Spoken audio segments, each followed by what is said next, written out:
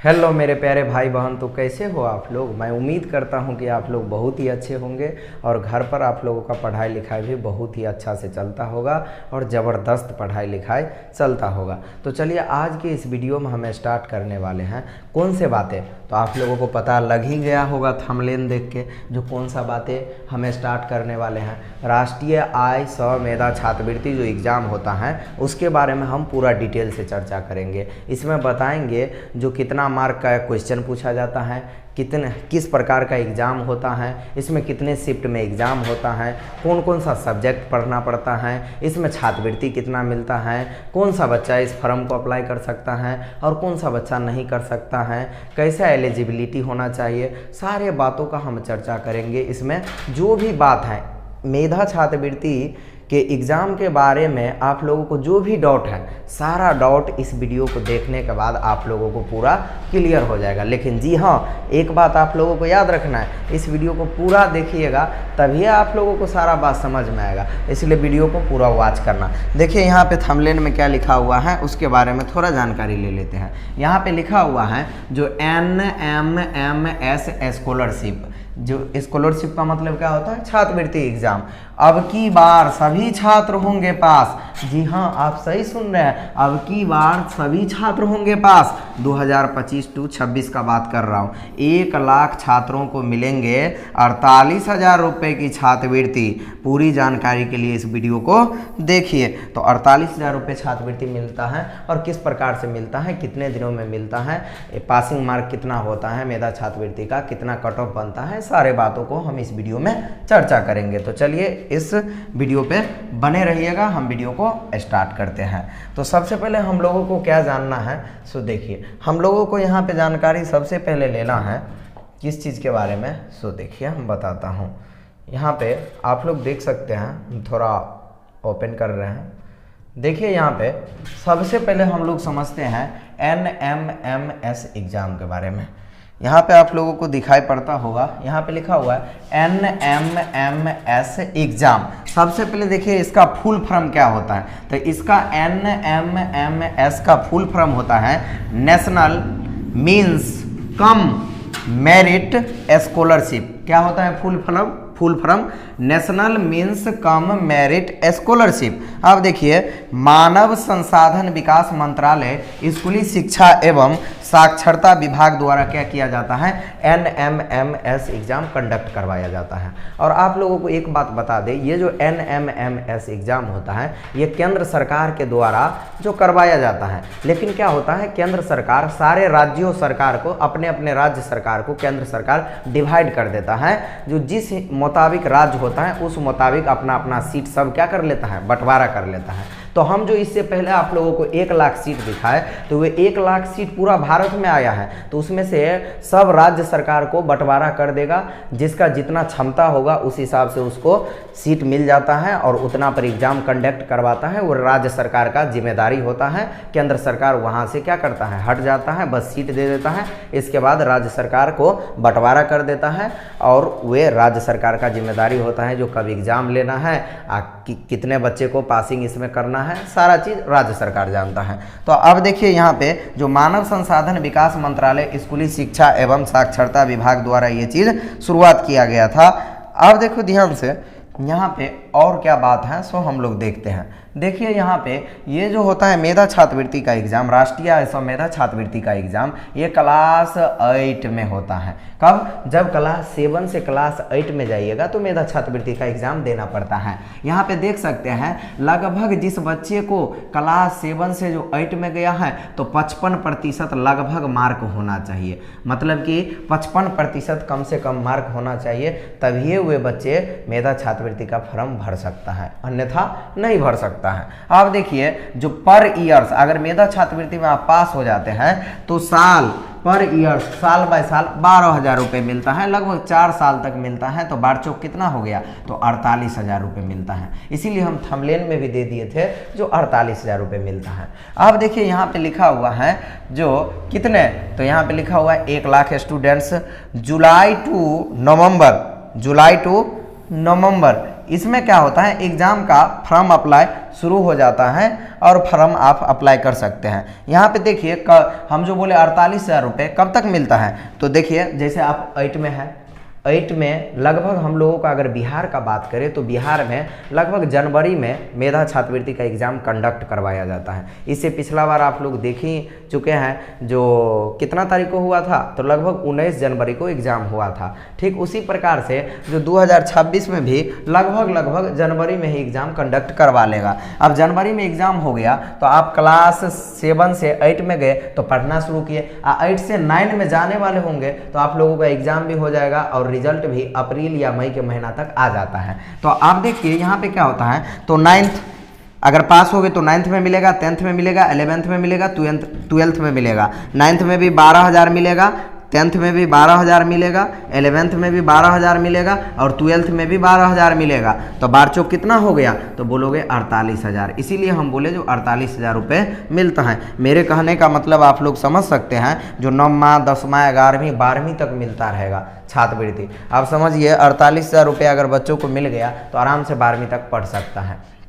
अब देखिए इसके बाद और क्या क्या जानकारी आप लोगों को लेना है, सो आप लोग वीडियो देखते रहिए, आप लोगों को पता चलता रहेगा। यहाँ पे देख सकते हैं जो family income note more than 1.5000 मतलब 1.5 लाख से कम होना चाहिए, उसी बच्चे ये फॉर्म को अप्लाई कर सकते हैं जिसका पेरेंट्स यानी माता पिता का इनकम 1 साल में 1.5 लाख से कम हो। अगर 1.5 लाख से ज़्यादा रहेगा तो फिर वे बच्चा इस फॉर्म को अप्लाई नहीं कर सकते हैं। तो ये भी बात को याद रखना, क्योंकि मेधा छात्रवृत्ति का जो एग्ज़ाम सरकार देता है और फॉर्म अप्लाई वही बच्चा कर सकता है जो गरीब परिवार का बच्चा है, क्योंकि अमीर घर का बच्चा तो बड़े बड़े स्कूलों में पढ़ लेता है, लेकिन गरीब जो टैलेंट होता है उसको पढ़ने के लिए कोई सहारा नहीं देता है। तो इसीलिए सरकार छात्रवृत्ति एग्ज़ाम कंडक्ट करवाता है, जो बच्चा टैलेंट होता है उसे इसके ज़रिए पास हो जाता है एग्ज़ाम के ज़रिए, तो उसको पैसा मिलता है।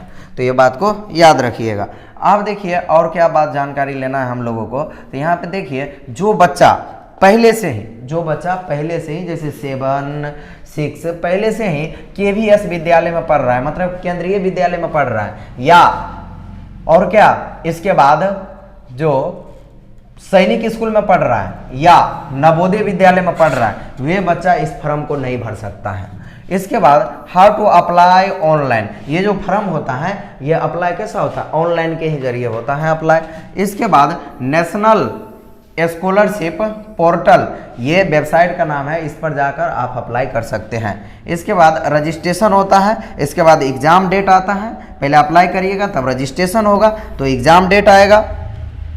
इसके बाद देखिए और इस वीडियो में इसके बाद क्या होता है सो हम बताते हैं, आप लोग वीडियो में बने रहिएगा। इसके बाद लगभग हम पहले ही बताया आप लोगों को, जो बिहार में कहाँ पे, बिहार में लगभग जनवरी में जो एग्ज़ाम कंडक्ट करवा लिया जाता है, और एग्ज़ाम जो होता है वह ऑफलाइन होता है, आप लोगों को वहाँ पे जाना पड़ेगा और ऑफलाइन एग्ज़ाम देना पड़ेगा।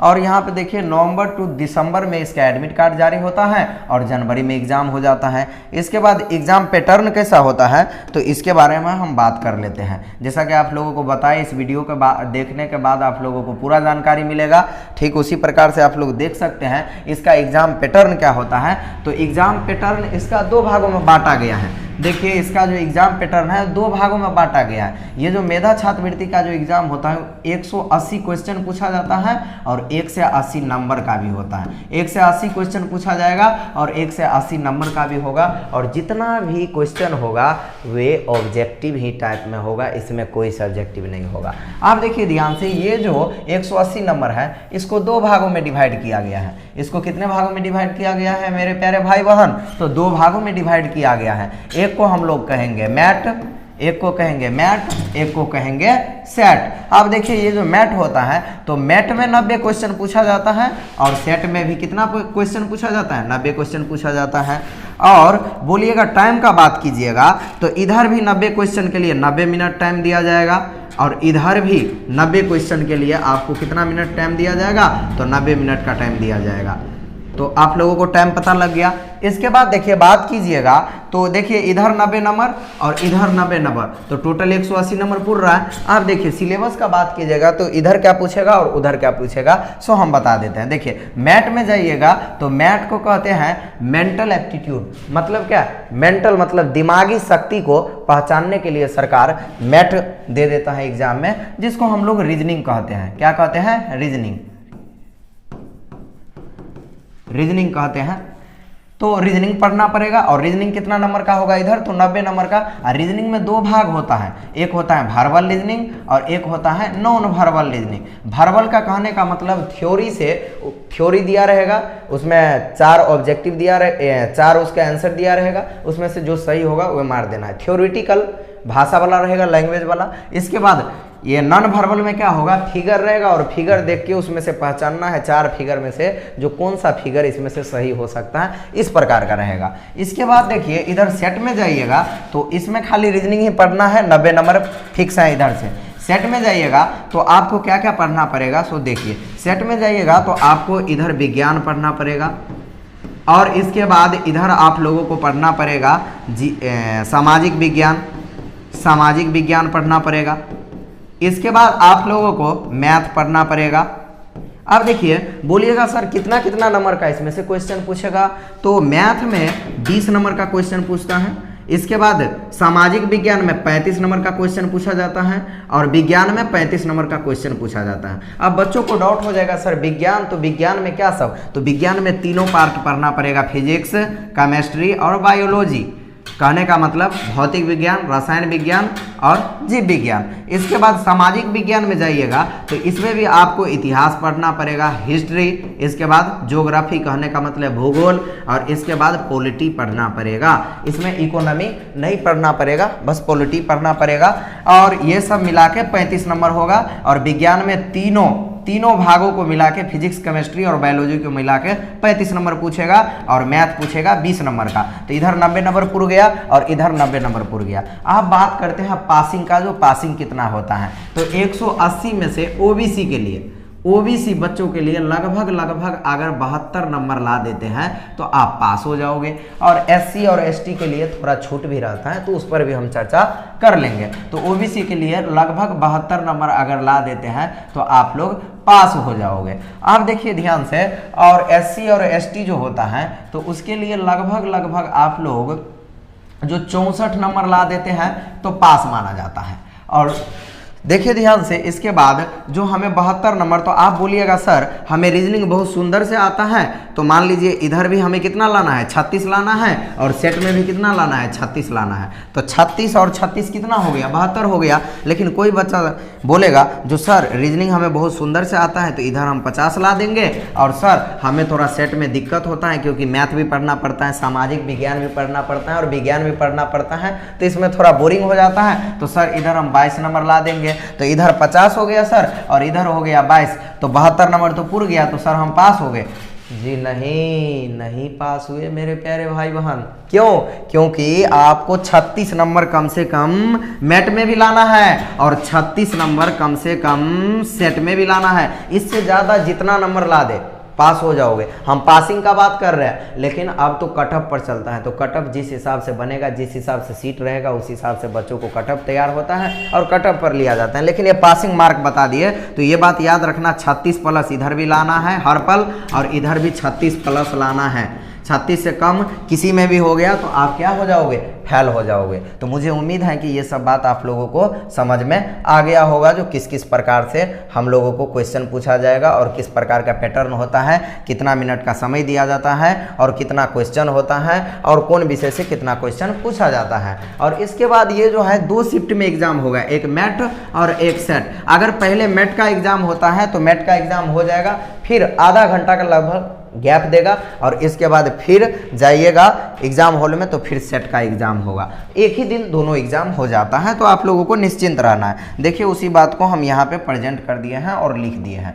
देखिए यहाँ पे लिखा हुआ है, जो पहले होता है मैट, उसमें वर्बल और नॉन वर्बल होता है। अब देखिए इसके बाद क्या होता है, सेट होता है। देखिए उसी बात को हम लिख दिए हैं, सेट। सेट में क्या होता है, साइंस से 35 नंबर का पूछा जाता है, सोशल साइंस से 35 नंबर और मैथ का 20 नंबर का क्वेश्चन पूछा जाता है। क्वालिफिकेशन कैलकुलेशन मार्क्स का बात करें तो टोटल कितना होता है, 1 से 80 नंबर का होता है, अभी हम बता दिए, जिसमें हमें कितना 40% मार्क कम से कम पासिंग होना चाहिए। किसके लिए, तो ओबीसी के लिए। किसके लिए, ओबीसी के लिए। और एससी एसटी का बात करें तो इससे थोड़ा कम होता है, लगभग 36% माना जाता है एससी एसटी के लिए। तो देखिए टोटल कितना होता है, 72 नंबर होता है, जो आप लोगों को हम समझा दिए हैं। तो 72 नंबर पर क्या होता है, पास होता है। चलिए और जानकारी हम लोग ले लेते हैं। आप देखिए यहाँ पे उसी बात को हम लिख दिए हैं, जो आप लोगों को मैट में कितना लाना है, तो 36 नंबर लाना है, और सेट में कितना लाना है, 36 नंबर लाना है। किसी में 36 से कम नहीं होना चाहिए भाई साहब, 36 से माइनस नहीं होना चाहिए, इधर भी 36 से माइनस नहीं, प्लस जितना कर ले। आप देखिए स्कॉलरशिप कितना मिलता है, तो आप लोगों को बता दिए, पास होने के बाद 48,000 को रुपये स्कॉलरशिप मिलता है, पर ईयर मिलता है 12,000 को रुपया हुआ, पर साल मतलब महीना में आपको 1,000 रुपये मिलेगा। महीना में 1,000 सोचिए, बच्चों के लिए बहुत ज़्यादा रुपया हुआ, 1,000 में आराम से पढ़ सकता है। अब देखिए इसके बाद 9th 10th 11th 12th तक मिलता रहेगा, लेकिन एक कंडीशन और है क्या, जो 9th में भी 55% कम से कम मार्क होना चाहिए, तभी ये मिलेगा 12,000। 10th में भी कम से कम 55% मार्क होना चाहिए। अगर बोलिएगा सर हमें 9th में 55% आ गया तो यहाँ तो 12,000 मिल जाएगा, लेकिन 10th में जाइएगा 55% से मार्क कम हो जाएगा, तो मेरे प्यारे भाई बहन नहीं मिलेगा। ऐसा भी रूल है इसका, ये बात याद रखना। फिर 11th में भी 55% कम से कम होना चाहिए, और 12th में भी 55% होना चाहिए। तो 55% से कम मार्क नहीं होना चाहिए, तो आपको मिलता ही जाएगा, लगभग 4 साल तक लगातार मिलता जाएगा। और इसके बाद बात रहे कि बहुत सारे बच्चों को ये दिक्कत होता है, जो सर हम 9th और 10th तो सरकारी विद्यालय से पढ़े तो मुझे 12,000 रुपये तो मिल गया, इसके बाद हम 11th से प्राइवेट विद्यालय पढ़ेंगे तो क्या 12,000 रुपये मिलेगा? जी नहीं, तब नहीं मिलेगा। तब 2 ही बार मिलेगा 12,000 रुपये, 24,000 मिल जाएगा 10th तक। इसके बाद 11th से आप प्राइवेट में चल गए तो ये रुपया मिलना क्या हो जाएगा, बंद हो जाएगा। तो ये सब जानकारी आप लोगों को रखना है पहले से ही। आप देखिए और कुछ जानकारी हम लोग ले लेते हैं। अब तो हम सारा बात बता दिए हैं, आप क्या जानकारी दे, यही सब जानकारी इसमें था। तो और कुछ भी अगर जानकारी होगा तो मुझे तो लगता है जो पूरा जानकारी हम दे दिए हैं। अगर कुछ जानकारी होगा तो आप लोग कमेंट कर सकते हैं, हम आपको कमेंट देख के हम रिप्लाई कर सकते हैं। और मैं बताना चाहूँगा जो इस चैनल के माध्यम से आप लोगों को मेधा छात्रवृत्ति का line by line play list के माध्यम से रीजनिंग का क्लास हम देने वाला हूँ। एकदम एक लाइन से पढ़ाएंगे, और ऐसे पढ़ाएंगे जो एक एक चैप्टर को एकदम पहले थ्योरी देंगे, इसके बाद उस पर जितना टाइप बाय टाइप सवाल होता है पूरा टाइप बाय टाइप सवाल को क्लियर करवाएंगे। तो इसीलिए इस चैनल को जो सब्सक्राइब कर लेना है, और जितने भी आपका जो दोस्त होगा, फ्रेंड्स होगा, उस सब को जो क्या करना है, सेंड कर देना है, मतलब जो मित्र होगा उसको सेंड कर देना है। और सारे बच्चों को कहना जो यहाँ पे इस चैनल के माध्यम से वीडियो देखने के लिए, और हम क्लास नंबर भी लिख देंगे, जो क्लास 1 क्लास 2 क्लास 3 क्लास 4 इस प्रकार से धीरे धीरे पढ़ाते चले जाएंगे। तो सबसे पहले जो हम स्टार्ट करेंगे, तो सबसे पहला चैप्टर है अल्फ़ाबेट, तो अल्फ़ाबेट से ही स्टार्ट करेंगे। तो आप लोगों को यह वीडियो कैसा लगा? अगर अच्छा लगा तो इस चैनल को सब्सक्राइब करना, लाइक करना, और वीडियो को ज़्यादा से ज़्यादा शेयर भी करना। हमसे अगर कोई मिस्टेक हुआ है तो कमेंट में आप बता सकते हो, और हमसे कोई गलती हुआ है तो इस वीडियो के माध्यम से आप लोगों से मैं माफ़ी चाहता हूँ। और मिलते हैं इसी प्रकार के जोश और जुनून के साथ अगले वीडियो में। Bye bye, Tata.